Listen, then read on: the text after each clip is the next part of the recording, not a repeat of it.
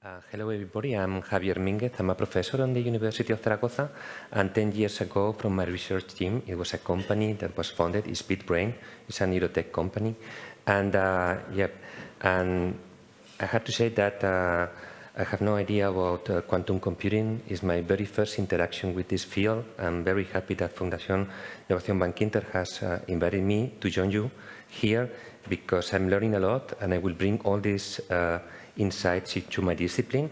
And today I'm going to try to open a small window here for you about brain-computer interfaces, which is my research field, because I think it's all the things that you are discussing here about quantum computing and artificial intelligence, they are going to be very, very, very relevant for neurotechnology and brain-computing interfaces. So let's learn together a little bit about this. So I'm going to start with a very old slide, but it's going to help you a lot to ground where we are right now. So what are brain-computer interfaces? So the idea of brain-computer interface is to build a technology that interacts the brain with machine to do something useful for the human. So the basic logic of this device is we have a system that reads brain activity. We have some signal processing or artificial intelligence machinery that is able to extract the relevant information from the brain. And then we use this information to activate several devices. It could be robotic system for rehabilitation, neuroprosthetics, neurostimulation for cognitive enhancement, and so on. So where are right now? Well, so a very old slide that happened in my lab, like my lab, like 13 years ago. We built a pioneer prototype of wheelchair controlled by thought alone. So the idea was to build a device that was able to help people with severe neuromuscular disorders. They only can gain a little bit of mobility by using a wheelchair. The logic of this device was to have a system, non-invasive device that monitors electrical brain activity. So we have a signal processing technique that was able to decode the intention of movement of this wheelchair, and this was given to the wheelchair that was maneuvered at driving the person to the desired places. So I'm not going to enter in the details of all this device, but one thing that was very important and very relevant for the forum today is that we achieve these things when we recognize that we need to introduce AI on the cycle. And the reason is because the human brain activity has a lot of inter- and intra-subject variability. In other words, it's different from all of us. So we need mathematical machinery able to learn how is this variability and adapt and depersonalize the models of the device. And then is when everything happens. So I could be working minutes and minutes about all the projects that we have had here in Spain and in Europe about neuroprosthetics, neurorobotics for survivors of ictus, also for spinal cord injury. We developed technologies in the cognitive domain for dementia, Alzheimer's, mild cognitive impairment, Parkinson, and so on. There's a lot of application of this technology. But today, to give you the flavor or what are the things that we are doing, I have selected a couple of projects that I'm really proud about these projects. The first one is a European project. We closed it like 6 years ago. It was an European E4, and we built a pioneer prototype that allowed a spinal cord injury person to take a daily life activity like taking a spoon and bringing it into the mouth. This is one of the things that this type of patients demand more because they can gain a little bit of activity because they lose completely the mobility of the upper body. The way that we build it is always the same. We have this non-invasive technology that is able to measure brain activity. We decoded the sequence of motion that this person wants to do.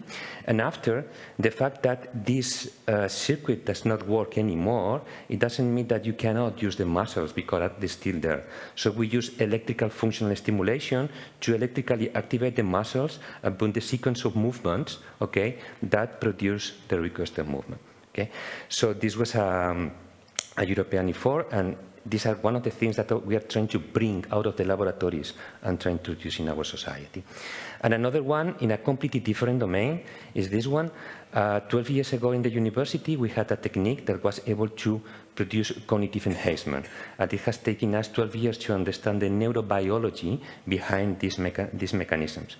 Basically, all humans, we have some brain activity, very specific, that correlates with our level of cognition in terms of working memory, velocity of processing, and attention.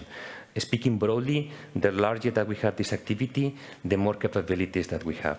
So we built a brain-computer interface that is able to monitor in real time this type of specific brain patterns, and then is producing a visual stimulation that is modifying this brain activity. Then we create this neuroplastic change that leads to the cognitive improvement. So during the 12 years, we have been trying to understand this type of technologies. And yeah, I'm very proud that a couple of months ago, we tried with placebo. It worked very nicely in my cognitive impairment. And in January, we are entering in pivotal clinical trial in the hospital with mild cognitive impairment. So it's a very important step for us to introduce again this technology into the society. So yeah. And then it pops Bitbrain, which is a spin-off company of my research team, and the mission of this institution was exactly this: to do what you cannot do in the university, is to try to create the set of devices that make this happen in the society. Okay, so I run the company like 10 years ago, and I'm pushing forward the bounds of this technology. So today I want to share that from the research to introduce a product in the market, it is a long effort, okay? So we have been fighting during the last year with new materials, sensors, electronics, software, many different problems, okay? And we have a lot of products in the market that they are doing the business. I mean, they are helping researchers to reach places where they haven't been before, in the house of the people. They are patients that they are using this in a daily use very well. But it's not enough. It's not enough because all the people of the field, we recognize that, yeah, this is very cool, we are doing, but the vision that we all have is like, it's very simple. How many of you guys have like a smartwatch or something like this? This is a successful demonstration of a technology with sensors that have penetrated society. But we don't see this in the neural space. Why? Because we don't have this breakthrough innovation that enables this, okay? So we have been working on this for many years, trying to produce this technology, and I'm going to show a little bit of the technology that we'll be presenting in 1 month. So in our opinion, the way to do it is to hide this technology into the textiles, which is basically something that is completely acceptable for our society. So this is the very first demonstration of a garment that is able to measure brain activity. So it's medical grade activity, anytime, anywhere, by anybody. So the innovation that is catalyzing this is exactly this. We have been able to build a garment that is able to monitor the brain activity. No plastics, no metals, no cables, textiles. Okay, so this is the innovation. So, of course, we are getting a degree of ergonomy and usability without precedents in the nanotechnology field. That this is exactly what we wanted to produce. We will see with this new technology leads, because, of course, we need to develop it and we need to go further and further and further. But I'm proud to say that this technology is in 4 pivotal clinical trials started in the hospital in January. One is for the hardware, another one is some specific issues about also the hardware. One is a specific treatment for mild cognitive impairment during awake, and another during sleep. Okay, so we are really trying to push the bounds of this technology forward. And yeah, and also why I think this is important. Well, another message that I'm sending to you with this technology, going backwards, is I've been trying to understand this before coming to the forum, and I think in my whole life, I've been in a lot of projects in brain activity recording, okay? And I would have to say that in my whole life, I would have recorded maybe a few thousand hours of EEG. EEG is electrical brain activity, okay? Only in 1.5 years, next year, we are going to record with this technology more than 15,000 hours of EEG. So it's one order of magnitude more data of the brain in 1 order of magnitude less time. That with this is about 2 orders of magnitude. And this is something that it could be a game changer. It could be a game changer because this is exactly what we need for artificial intelligence. We have a tremendous breakthrough in artificial intelligence. I was teaching my engineers in the university how to use artificial intelligence with EEG, and I feel kind of guilty because in the last 8 years, it changed everything. We had these deep brain models, deep learning models that completely changed the way that we handle the data. And the problem that we have today is that we don't have enough brain data. So this type of technologies, of course, will have limitations, but will enable to collect massive sets of data for the artificial intelligence. And I wanted to finish with this slide because, yeah, of course, we are doing this. Other colleagues also are trying to do this. We have these tattoos and things like, well, we will see how we move, okay? But at the end of the day, we are looking all the same, try to penetrate society with the technologies. So we have the sensors, is EEG, electroencephalogram. Artificial intelligence is there. With the technology that we have right now is enough, but the more data that we collect, the more things that we will be able to learn. That's okay.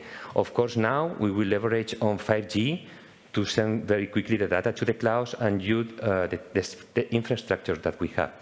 But here is when I think that quantum computing has a lot of things to say, because I've heard here things that are very important for us.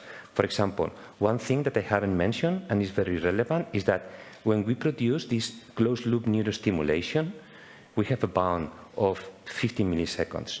If you are doing the things in more time than this one, there is no contingency. The brain does not make the relation in between them, what it happened, and you don't produce neuroplasticity. We need super quick devices able to go there, make the processing, come back if we want to make something really very big. So I've been hearing about communication in terms of computing. Also computation with artificial intelligence. And very important also, we haven't raised this in the AI, maybe we'll raise this later, but when you mix brain or new technology with AI, something naturally needs to be combined, there are a lot of ethical things that will jump into the table again. So cybersecurity and this type of things are also very, very important to make this in a proper way. Thank you very much for your attention. Yeah, thank you.